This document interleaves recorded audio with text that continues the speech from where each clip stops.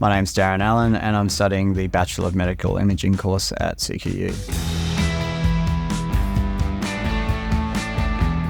Radiography's always been something that I've been fascinated with, but not known a lot about in terms of the career itself. I researched the career and did a couple of those career quizzes that you do to see if your personality kind of matches those roles, and imaging was always in the top 10 for me. So after a lot of consideration as a job was at, mid-30s at that time, and grappling with the idea of going back and studying, decided to just take the leap and do it. We have a range of ages, from school leavers to people that have sort of studied other degrees to a point where they realise they didn't want to continue and then have bridged over to medical imaging because it's a similar background or allied health career.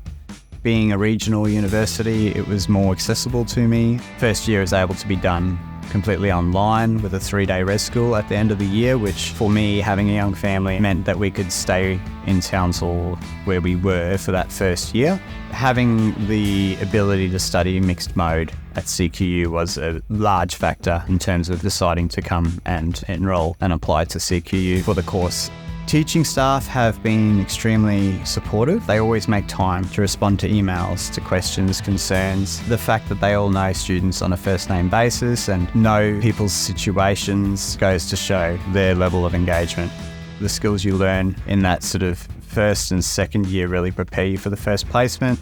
And then you come back and learn additional skills, and then the next placement is really planned around that, consolidating those skills you've just learnt, and it's just been very well structured. Labs have been great. We learn the hands-on operation of X-ray equipment. The labs are also great in the sense of getting that approach to conducting examinations in terms of your greeting of the patient, how you learn to develop the non-verbal cues, and learning to look after your patient and patient safety, and how to adapt as well. Radiographers have commented on the practical skills that I and other students from CQU have, and they're very impressed with that, and I attribute that to the labs, obviously.